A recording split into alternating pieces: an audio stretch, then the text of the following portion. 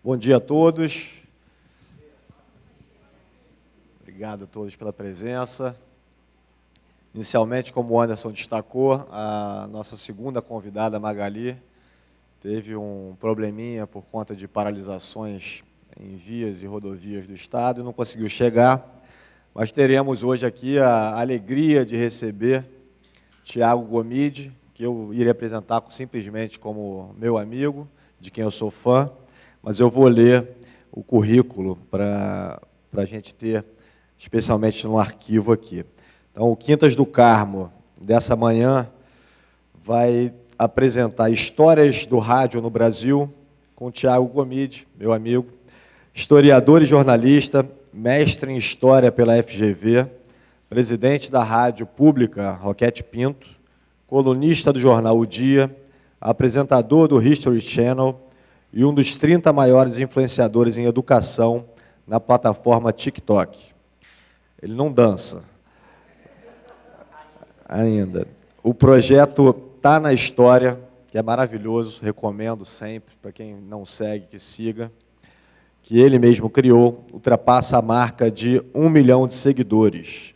E Tiago é porta-voz do nosso Centro Cultural, maior embaixador, eu diria, do nosso Centro Cultural, nas todas as suas plataformas, sempre que pode, nos prestigia com dados históricos, a respeito da história do centro da cidade, da história que se passou aqui no convento.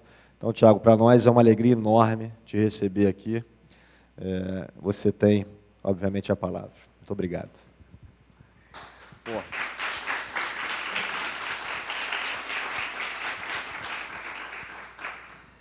Eu que agradeço muito. Obrigado. Eu estou com a vozinha bastante fraca. Passei os últimos 5 dias, 6 dias, em várias conferências, principalmente com estrangeiros, que me faziam uma pergunta muito fácil. O que está acontecendo no Brasil? E aí, foram horas e horas, até ontem, explicando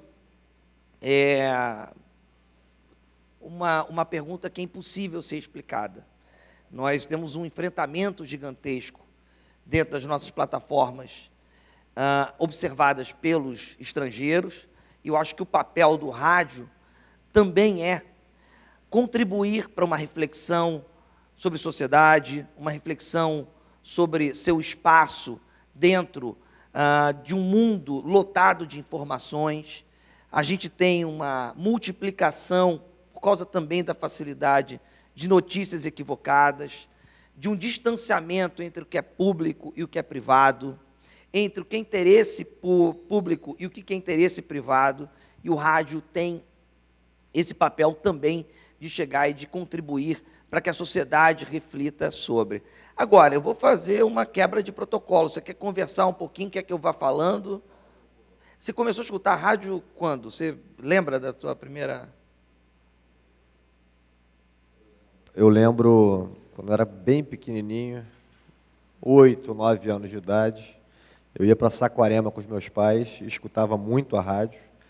E quando meu pai me levava na escola, às 6h30 da manhã, médico, né, não podia atrasar 5 minutos, a gente escutava o show do Antônio Carlos na Rádio Globo. Aí o Apolinho entrava para falar de novela, depois o futebol. Você vê uma coisa que, já pegando esse seu exemplo, para que a gente entenda, e é assim, quem me acompanha sabe, que é assim que eu faço dentro das plataformas digitais, mas é assim também dentro da sala de aula. O que eu sou é um professor. Eu estou presidente da Rádio Roquete Pinto. O que eu sou... O melhor da história. Não, digamos que eu estou colocando um tijolinho junto de uma equipe brava que luta muito para fazer uma rádio pública que seja de Estado e não uma rádio pública que seja de governo. Mas a rádio, ela nasce no Brasil, ela vem para o Brasil de maneira oficial em 1922, num grande evento que tomava o centro do Rio de Janeiro, gente. Imagina só que nós tínhamos, em 1922, no centenário da nossa independência, um evento organizado por Itácio Pessoa, que era o presidente, para poder mostrar aquele Brasil que estava sendo renascido, aquele Brasil que precisava ser vendido, aquele Brasil que precisava ser ocupado pelos estrangeiros.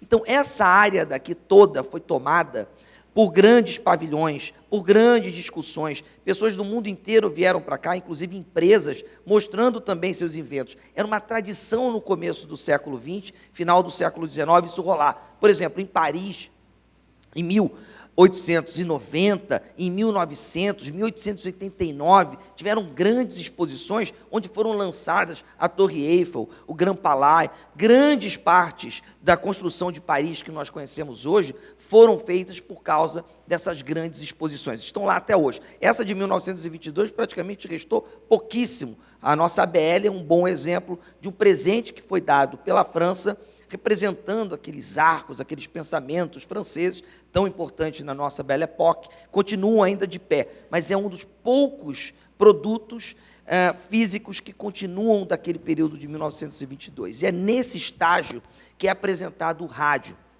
É apresentado o rádio numa transmissão inédita, direto do Teatro Municipal, onde você tem ali uma apresentação do Guarani, do Carlos Gomes, ou seja, você tem uma ópera clássica nossa, que ecoava em tipos de caixas de som por diferentes lugares do Rio de Janeiro. Aqui ficava o Morro do Castelo, e ele foi derrubado exatamente para que acontecesse também esse evento de 1922. Não foi só esse o motivo, foram vários outros, obrigado, tá? Foi também por esse motivo. Agora, o que Roquete Pinto ele consegue observar? Ele consegue observar, sob sua experiência também na Amazônia, eu morei 6 meses no Acre, então eu entendo o Roquete quando ele viu isso. O rádio no Acre, na Amazônia, é ainda o principal meio de comunicação. É o principal meio, Bruno, de você conseguir se conectar, quem está agora sendo um ribeirinho dentro de um seringal a 200, 300 quilômetros, Anderson, que já agradeço também pelo convite. Fabiano, 300, 400 quilômetros dentro da floresta, gente.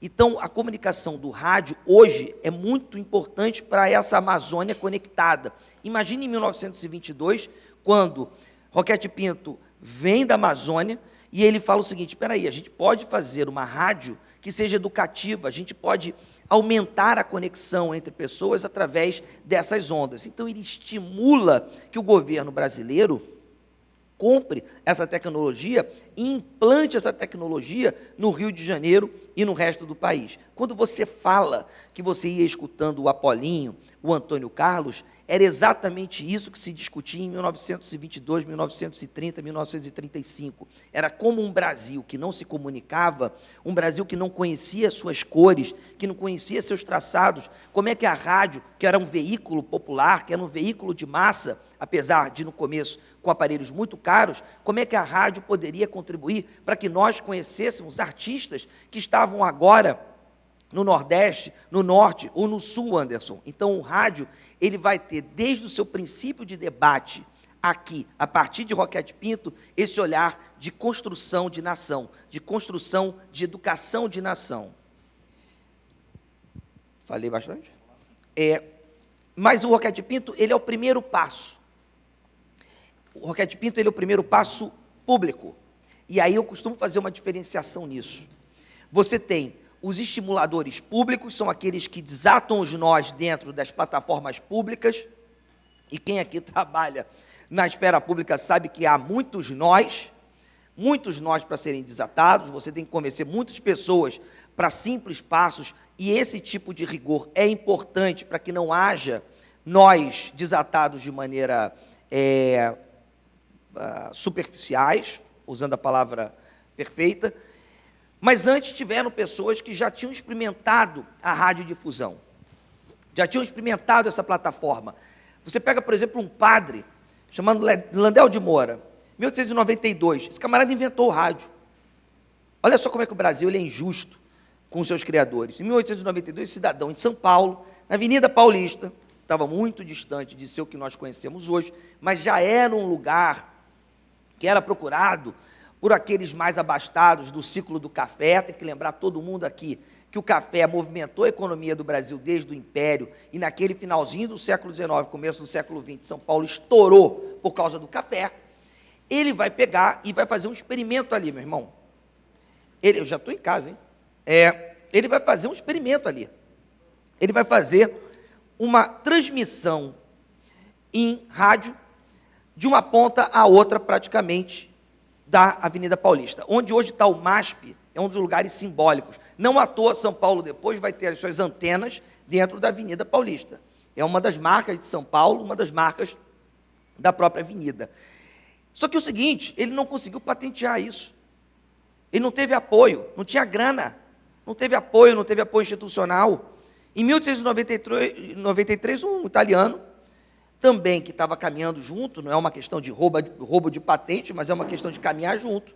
Estava todo mundo tentando entender como é que a gente podia se comunicar através dessas ondas. O Marconi vai e consegue lançar essa patente. Portanto, a rádio podia já ter nascido no Brasil em 1892. A Rádio Pernambuco, e tem algum pernambucano aqui? Não. Família, né? Família do meu pai. Não, então você sabe. Pernambucano é uma coisa que eu amo Pernambuco por causa disso. Tive um chefe no canal Futura de Pernambuco e parecia que tudo tinha acontecido em Pernambuco antes do mundo. Então, assim, Deus criou o mundo em 7 dias. Não, ele criou primeiro Pernambuco. Aí depois que ele olhou para o resto. E o pernambucano tem razão nisso. A primeira experiência de rádio vai ser feita em Pernambuco antes, na rádio de Pernambuco. Só que isso daí não reverbera, e é por isso que 1922 é considerado o primeiro passo, porque ali é a construção pública da importância desse veículo para a gente construir uma nação.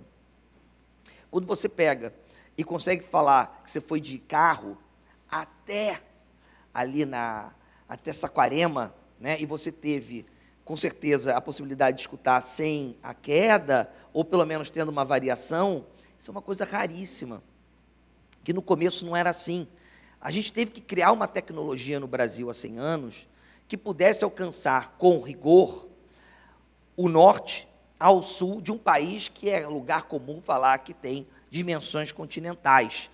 Então, se hoje nós temos uma dificuldade, imagina há 100 anos, Bruno. Há 100 anos, a gente não tinha uma rádio que era feita da maneira que nós conhecemos. Entretanto, a gente foi construindo uma rádio através de nomes importantes, eu vou trazer alguns aqui para vocês, e é claro que, como é um bate-papo, eu peço também que vocês intervenham, não precisa, não é uma... Quem me acompanha, ou pelo menos está me conhecendo agora, sabe que isso aqui não é uma palestra, é uma conversa onde vocês podem intervir. Estou vendo alguns profissionais de rádio aqui, podem intervir a qualquer momento, até porque eu acho que a construção da rádio ela é uma construção que sempre foi coletiva. Eu trabalhei em televisão, trabalhei em jornal, trabalhei em rádio e trabalhei na web. Eu nunca vi equipes mais afinadas, mais unidas do que equipes em rádio, porque foi assim desde o começo. Tiago, o futebol, obviamente, contribuiu muito para essa formação da identidade da rádio, né? Tinha até aquela máxima, né?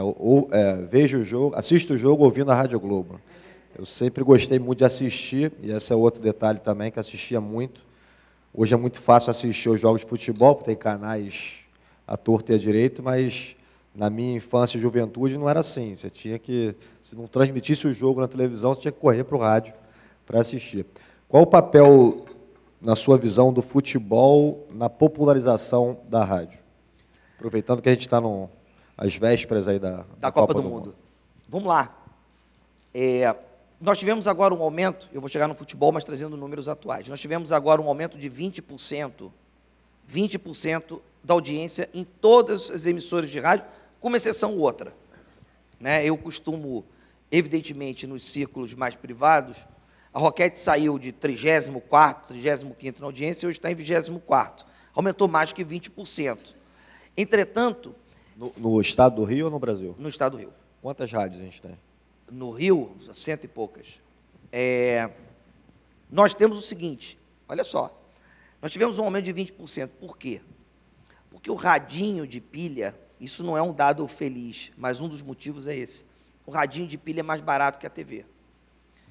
O radinho de pilha, por causa da nossa situação econômica, ele voltou a ser o parceiro de todas as horas, além da afetividade que você tem com o seu narrador, com o seu comunicador. Acabou de sair uma pesquisa grande, onde envolve Harvard também, que diz o seguinte: a rádio, ela vai deixar de ser uma rádio musical, como passou durante um bom tempo, por causa das plataformas, e ela vai se tornar cada vez mais uma rádio dessa interação de você com o seu locutor, com o seu apresentador, com o seu host, enfim, chame do jeito que você quiser, favorito. Isso é muito importante para nós entendermos a sua pergunta. A rádio, e aí eu estou falando a rádio porque são as emissoras de rádio, ou o rádio como o grande veículo, foram fundamentais para que a gente entendesse o futebol e que a gente comentasse o futebol, porque trouxe também as camadas populares para entenderem aquilo que elas nunca tinham possibilidade de entender. Quando você destrói, por exemplo, a geral do Maracanã, é exatamente tirar o radinho de pilha daquele que não tinha chance, mais uma vez, de ver. Então, o radinho, com os seus apresentadores, eles trouxeram um público incapaz de ir até o Maracanã, por N razões, às vezes por distância geográfica, um cidadão que mora longe não tem condição, não tinha condição de ir. Esses locutores, eles formaram uma massa de apaixonados exatamente por causa da facilidade de comprar um radinho, principalmente na década de 50, década de 70 e por aí vai. E isso daí, claro, que aumentou o número de torcedores. O Flamengo se deu muito bem com isso, porque tinha um cidadão chamado Ari Barroso. O Ari Barroso era um torcedor do Flamengo. Quem é flamenguista aqui? Todo mundo. Tá feliz, né? Aliás, eu faço uma pausa para dizer que a Roquete Pinto, Rádio Pública do Estado do Rio de Janeiro, quem paga o meu salário são vocês, e quem paga o salário do futuro presidente, ou da futura presidente, quando isso vier, vai ser vocês também, vão ser vocês. Portanto, a Rádio Pública do Estado do Rio de Janeiro é a primeira rádio na história a colocar 2 mulheres para narrarem um jogo de futebol de final pela Libertadores. Na história.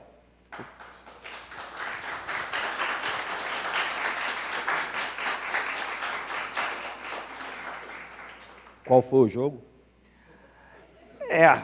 O Flamengo... Mas tem... que não tinha VAR, hein? Não, mas o Flamengo merece. O Flamengo está com uma seleção. A minha gestão à frente da rádio é uma gestão que deu sorte ao Flamengo. Em 2020 sofreu um problema, mas 2021 e 2022 não podem reclamar de nada. E nós cobrimos. Mas rádio pública, eu vou chegar no Ari Barroso, rádio pública, Bruno, e a PGE é fundamental para isso. Eu estou dentro de uma casa que é também fiscalizadora dos atos de governo. Então, que fique registrado aqui, para essa câmera, a importância de vocês na fiscalização de uma rádio pública que seja de Estado, e não uma rádio pública que seja de governo, a ponto de você poder cobrir o Flamengo, o Botafogo, o Vasco, o Fluminense, mas você também cobrir o futebol feminino.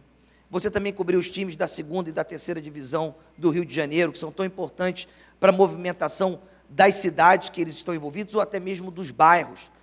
Não sei aqui quem lembra, mas temos Madureira, temos o Americano, lá de Campos, nós temos o Serrano de Petrópolis, nós temos clubes Volta Redonda, o Bangu, a América, nós temos clubes que são importantíssimos para os desenvolvimentos do turismo desses espaços, para os movimentos culturais, de resistência, de encontro. Então, uma rádio pública tem que estar nesses espaços. E foi isso que nós estamos fazendo na Roquete Pinto.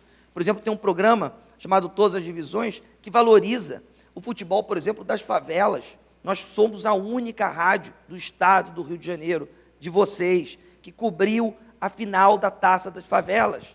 4 milhões de pessoas envolvidas, não tinha uma outra rádio fazendo isso. Por quê? Porque não é tão comercial, infelizmente. Mas uma rádio pública, ela tem que ter esse papel. Mas o Ari Barroso, ele era um torcedor fanático do Flamengo.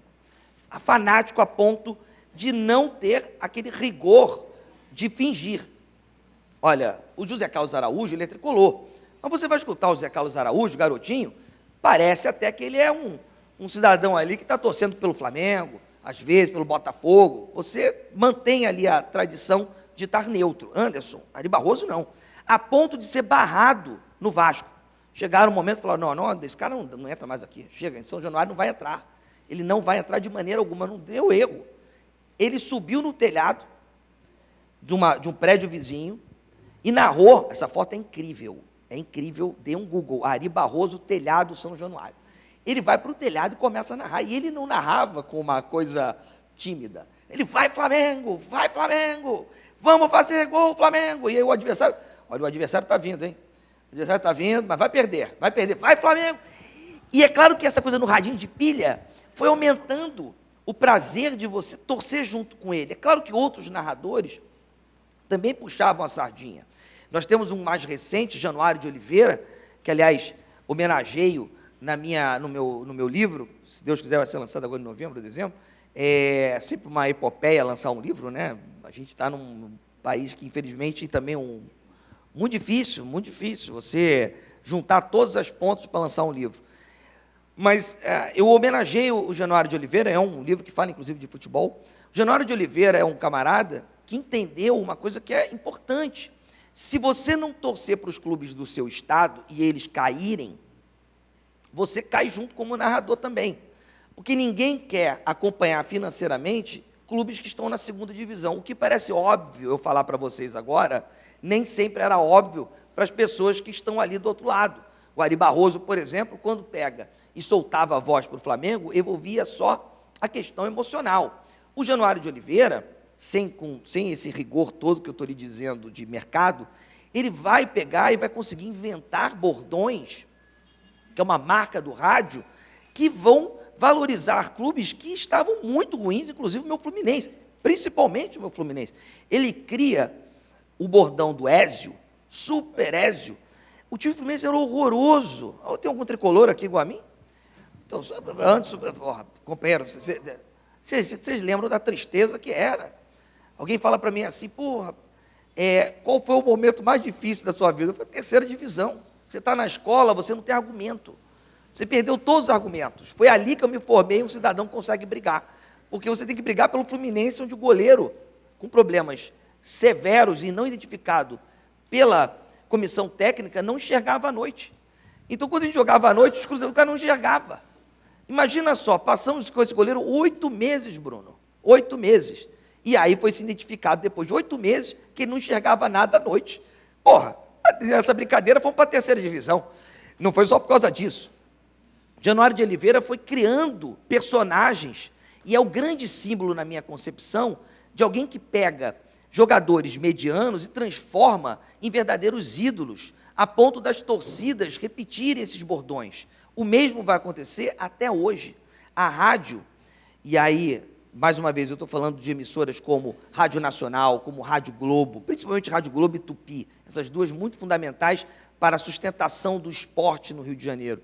Elas vão pegar e elas vão criar bordões a todo momento. Os narradores vão criar bordões a ponto de todo mundo repetir.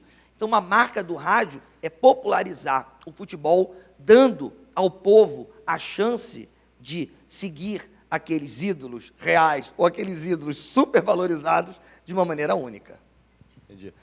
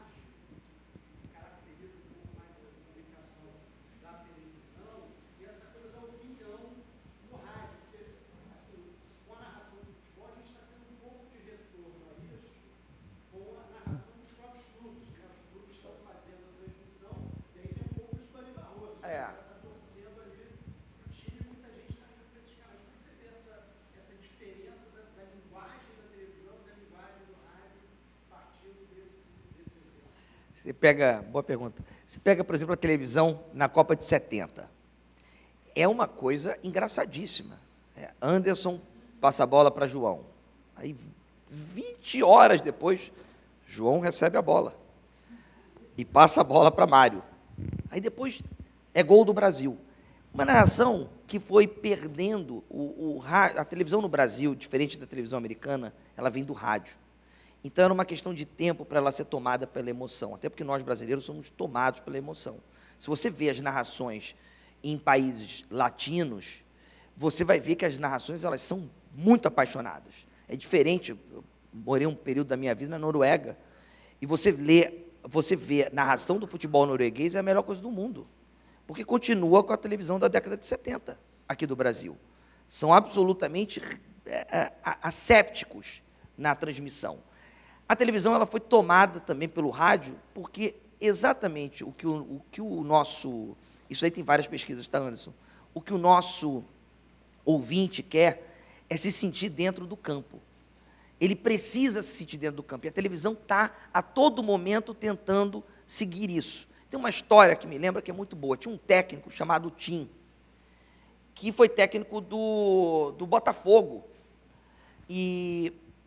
Porra, como é que a rádio conseguia botar você dentro do campo? É estando dentro do campo. E a história do Tim, para mim, é que melhor responde a importância de você ter uma rádio viva na transmissão. O Tim era técnico do Botafogo, e, coitado, o Tim, ele pegava... Alguém é botafoguense aqui? Pô, tem uma massa de botafoguenses aqui. Maravilha. Ô, Pablo, olha essa. O Tim era técnico do Botafogo. E aí, rádio funcionando, televisão funcionando. E você pode fazer esse paralelo, década de 70, 80. E a rádio botava ali na geral, e tinha sempre um torcedor que xingava o Tim. Tim, você é um... Ô Tim, você não vale nada. Ô Tim, pede demissão. E a rádio botando isso, falando, olha, tem um torcedor aqui cobrando o Tim. Aí o Tim olhava assim, o cara, sai daí, tu é muito ruim. Não sei o quê. Aí, pô, o Tim chegou um momento que não aguentava mais, só perdia, pediu demissão. Foi para o Bangu. Primeiro jogo dele do Bangu. Está o sujeito lá. Ô Tim, eu não esqueci de você não. Você é muito ruim. Só a rádio para fazer isso. Só a rádio para propiciar que você esteja junto do torcedor. A televisão ainda hoje não tem essa capacidade e não tem essa estética. Então, na Roquete Pinto, o que eu sempre prego para o esporte é que a gente esteja ao lado desse cidadão que, infelizmente, não está mais dentro do Maracanã. A gente transformou um estádio em álcool em gel. Ficou todo mundo ali empastelado num estádio distante desse torcedor que era quem, de fato, fazia o futebol acontecer e que dava um valor à rádio imensa. Estão tentando retornar com isso, mas não tem jeito. A gente não ter a entrada de uma população mais humilde, uma população que hoje você vai até o estádio, você gasta R$100 às vezes, R$150, você vai com o teu filho, com a tua esposa, ou você, muitas mulheres indo, vai com o filho, você vai gastar uma fortuna que não vai ter condição, ainda mais num momento de crise. Então, a rádio, ela aproveitou muito bem desse momento de união do povo com os seus craques, para também trazer momentos únicos, e que até hoje, com mesmo todas as dificuldades, nós conseguimos, como conseguimos agora em Guayaquil, trazer personagens que estavam ali e não teriam espaço na televisão, que não teriam espaço se não tivesse a mobilidade do rádio. Então, a televisão, ela busca muito seguir o que o rádio representa de emoção, porque não tem jeito. Você está torcendo para o Brasil, você está ali torcendo para que a seleção brasileira ganhe, pelo menos a maioria, né? Nem todos. Mas, diga, amigo, e você tem uma coisa que a televisão, ela está tentando também, através de pesquisas. Acho que ele tem uma pergunta. Sim. Qual o seu nome? Radialista também.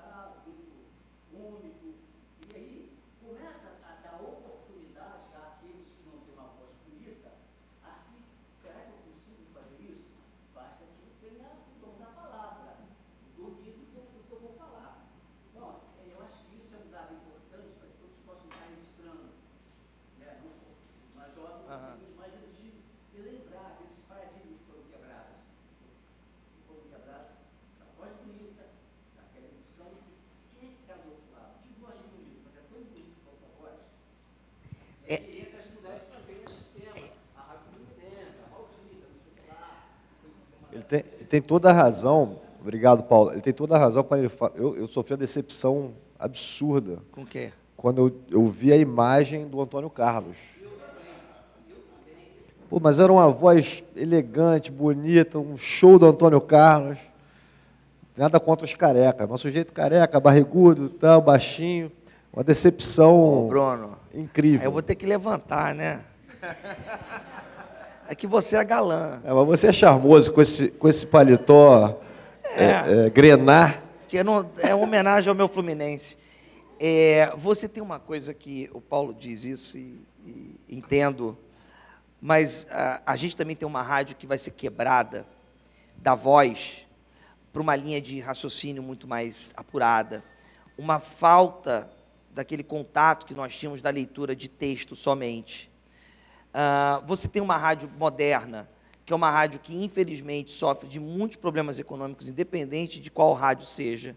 Isso faz com que você tenha que acumular as suas funções.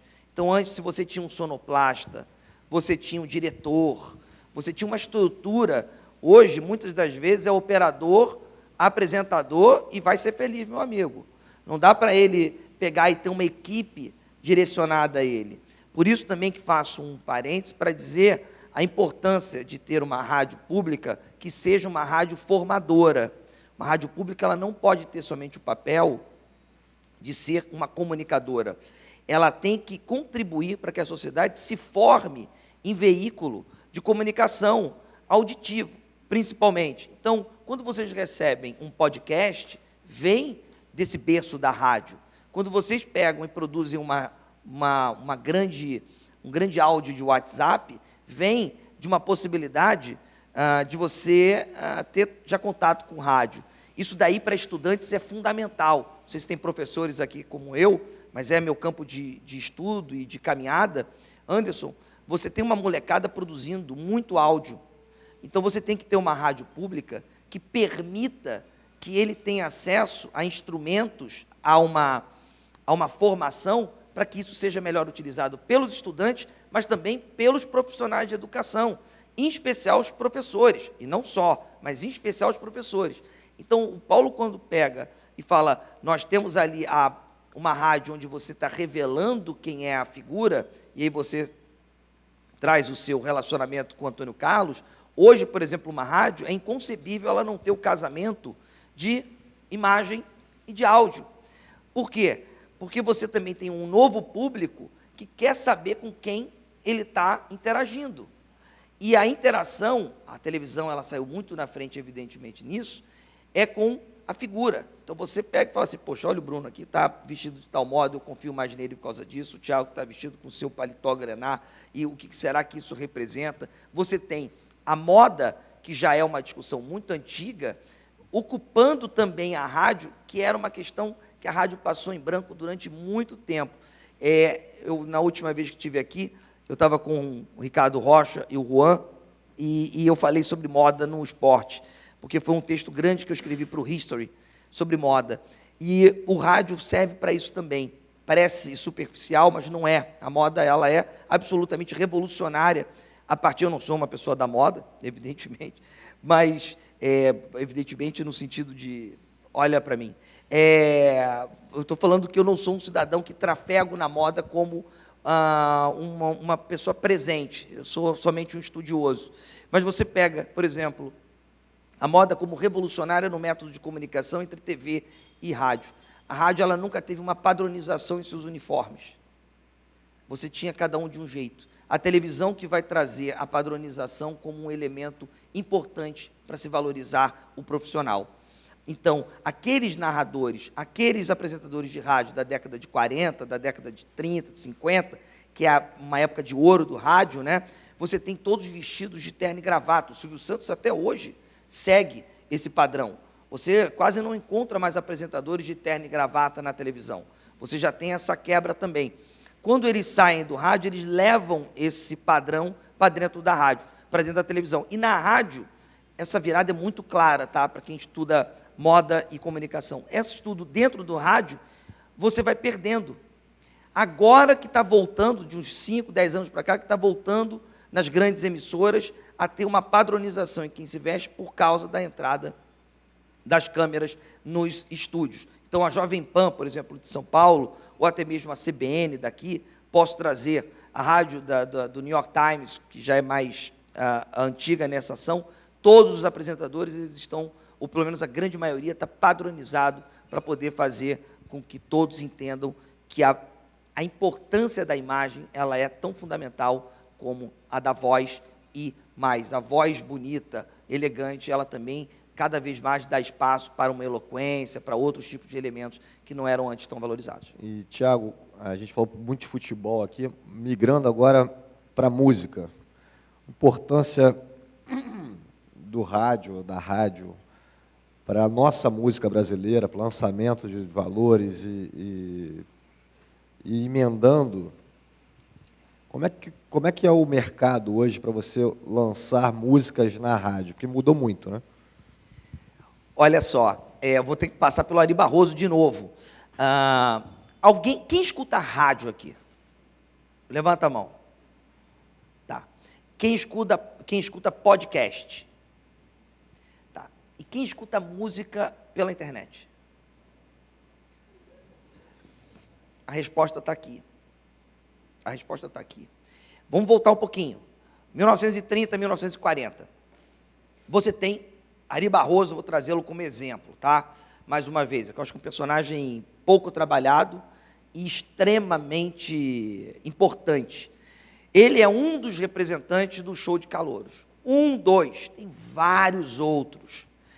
Você ali tinha a possibilidade de encontrar vozes distintas. Luiz Gonzaga, quando sai do interior de Pernambuco, ele só consegue ter um espaço porque ele entra dentro do rádio. É claro que com todos os preconceitos, tá? Não é fácil, não. Estou dizendo isso daí, parece que foi moleza, chegou aqui, entrou dentro da rádio e se propôs a cantar e todo mundo deixou. Não, enfrentou vários gongos. Você tem outros shows de calouros que também permitiam isso. Você tem a Rádio Nacional, que foi fundamental para que nós entendêssemos quem era um Jacó do Bandolim, um cidadão da Paraíba que jamais teria acesso aos grandes veículos impressos do eixo Rio-São Paulo. Jamais teria. Falo isso sem dúvida, porque não tinha possibilidade de entrar dentro dos padrões arquitetônicos da imprensa do começo do século XX. Não tinha. O rádio ele vai permitir que a gente escute diferentes dialetos de um país com diferentes línguas, que a gente reduz a somente o português. A gente vai ter no rádio, e aí podemos trazer a década de 80, já que você falou da Fluminense, Paulo, nós temos o rádio com uma emissora de rádio Fluminense que vai alavancar o rock para todo o país. É impossível pensar no rock na década de 1980 sem pensar na Fluminense FM, mas também sem pensar na Roquete Pinto, porque a Roquete Pinto também lançou muitos artistas. Você tem a Rádio Pública da Bahia sendo fundamental para o desenvolvimento do axé, fazendo com que o axé primeiro começasse dentro de uma emissora, e lá pública, e depois ganhasse as cores dentro da TV, dentro das emissoras chamadas de comerciais. Sabemos que são todas emissoras, tanto públicas como privadas, elas são concessões dadas pelo Estado Federal. Então, toda vez que nós escutamos uma rádio, nós temos ali uma concessão que foi dada com a nossa assinatura. Beleza? E é isso daí que faz também uma fiscalização em cima, quando se ultrapassa limites constitucionais. E uma emissora pode ser cobrada, sim, por causa disso, inclusive, fundamentalmente pelo judiciário. Você tem uma música que é valorizada no Rio Grande do Sul. Eu estava agora no Sul, numa região chamada Missões, onde você tem ali a chance de escutar a todo momento uma música regional. Então, é a rádio que vai pegar do Rio de Janeiro e que vai começar a mostrar esse país que para nós era muito desconhecido. A gente trata o começo do século XX, 1930, 1940, como se fosse um momento onde nós íamos conhecer todo o país a qualquer instante. Não é verdade. Os jornais de 1950, por exemplo, dizem que o Rio de Janeiro é violento, sujo e velho. São as mesmas coisas que os jornais falam hoje. Só que em 1950, onde os jornais de hoje acreditam que era a época de ouro do Rio. Então, o rádio ele vai trazer essas cores do país para dentro dos mais diferentes lares. E aí, Bruno, só para pegar essa reflexão da música hoje, você durante muito tempo formou uma rádio pautada em uma palavra quando se fala de música. E aí não existem inclinações, existe uma verdade, chamada jabá. A rádio ela foi pautada pelo jabá. Você chegava ali como uma grande produtora, uma grande gravadora, e você comprava espaços para que aquela música funcionasse. Chegava e falava, eu quero que essa música daqui toque 35 mil vezes. Eu quero que essa música seja falada, que é a primeira da mais ouvida do dia. Isso daí tudo tinha dinheiro por trás. Não era uma questão de mérito. Aquela música não estava sendo pedida 380 mil vezes. Podia ter uma exceção ou outra, mas em regra era o jabá. Isso daí foi quebrado totalmente com a chegada da internet. Foi quebrado, mas não foi destruído, tá? Há uma diferença. Foi quebrado, mas não foi destruído. A internet, com aquele comecinho dali onde você baixava as suas músicas, onde você tinha contato com, não sei se você lembra, MySpace, você tinha ali plataformas onde você era apresentado para outras músicas, onde você tinha indicações e você procurava um demand, você não tinha que escutar o rádio. Sou de uma época, eu acho que boa parte das pessoas que está aqui também de você ter que escutar a rádio e gravar numa fitinha para você ver se você depois escutava. Cara, isso daí foi quebrado e o jabá foi perdendo valor e hoje, dificilmente uma rádio consegue ter aquelas cifras incríveis que acontecia por causa da internet. Uma rádio pública, e aí eu vou puxar um pouco sempre para a Roquete Pinto, uma rádio pública não pode ter jabá. Pode parecer óbvio para vocês, mas é importante frisar, uma rádio pública não pode ter jabá. Jamais ter jabá. Uma rádio pública exatamente tem a função, como a Rádio Nacional teve, como a MEC teve, como a Roquete Pinto teve, desde o seu princípio, uma função de permitir o contato com aqueles artistas que não têm espaço. Porque aí, para terminar, você pode lançar a sua música no YouTube, você pode lançar a sua música aonde você quiser, qualquer plataforma digital, tem Spotify, tem o Deezer, onde você quiser, mas a institucionalidade do seu trabalho, muitas das vezes é dado por aquele selo que a rádio representa. Então, uma rádio pública ela tem a necessidade de abrir o espaço para aqueles que não têm espaço nas outras emissoras. Não à toa, a Roquete Pinto é chamada pelo seu público hoje como rádio da oportunidade. Foram mais de 8 mil artistas com oportunidade de tocarem na Roquete Pinto desde janeiro de 2021. 8 mil pessoas tiveram a possibilidade de serem apresentadas. E você sabe o quanto que isso alterou a nossa audiência? Zero, só aumentou. Exatamente porque a gente oferece ao público também a chance de, como em 1930 e 1940, ter um contato com as cores mais diferentes de um estado tão rico como o nosso. Muito bom. Você fala muito do papel educador da rádio. Queria que você falasse um pouco e apresentasse aqui para o nosso público qual o papel que a Roquete Pinto exerce hoje na seara da educação. A Roquete Pinto, onde eu friso mais uma vez, eu estou presidente, né? A rádio, ela tem um papel, gente, que vocês também são fiscalizadores disso. Você pega a rádio,